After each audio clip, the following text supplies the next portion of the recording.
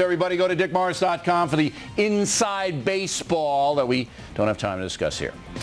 She looks like she's an adult, body-wise, but she's just 12. Outrage growing in Texas as a 12-year-old girl is found stripping in a nightclub. How could this happen? Girl found working as a stripper in a Texas nightclub. You're not going to believe this story.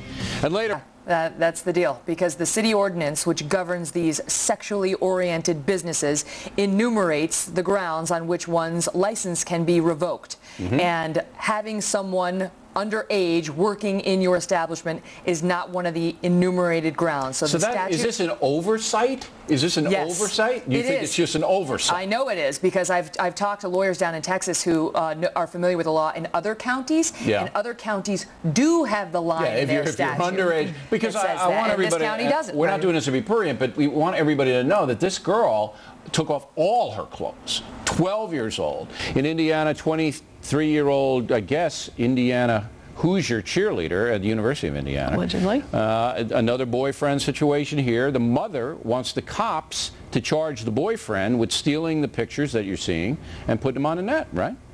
Right. Well, the pictures apparently, their story is that they were on her computer and that maybe her ex-boyfriend took them and did something with them, and so they're using the police to go after him, which is totally fair for stolen property and that kind of thing. Testimony is that the club didn't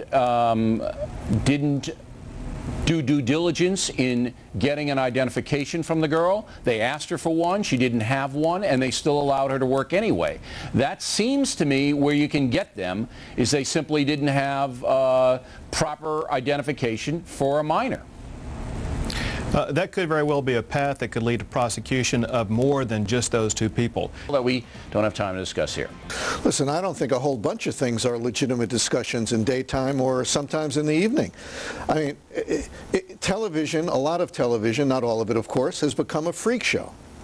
You know, I don't consider it as bad as all the interviews with pimps that we saw after the Elliot Spitzer scandal. I mean, the man hasn't done anything immoral.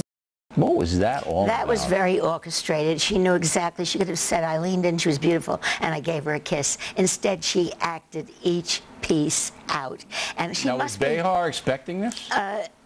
No, I don't think so. No. No. She puckers up, Behar. Yeah, yeah, she does.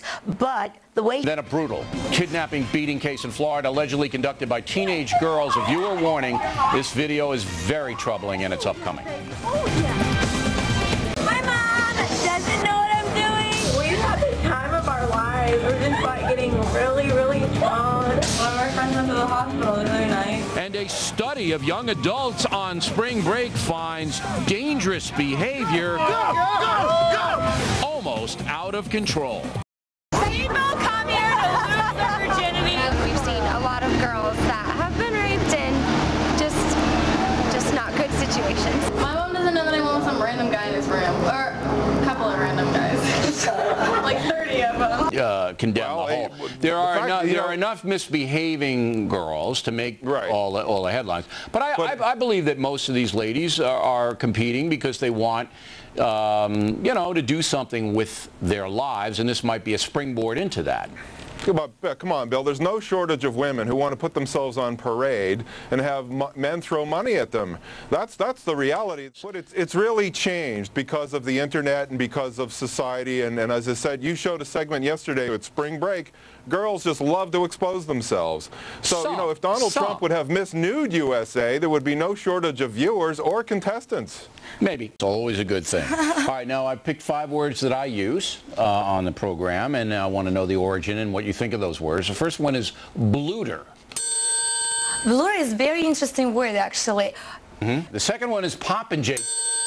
Don't be a popinjay. I love it. Every time you say it at your show, oh my God, it's great. Please do not be a popinjay. I actually found out that you are the one who is responsible for bringing back this word to American language. Credited. You got credited. By whom? By like all the dictionaries and like. Oh yeah? Yeah. They have my little picture next to Popinjay. Maybe they think I'm a Popinjay. No, it was reintroduced to Americans by Bill O'Reilly. Oh. Yeah.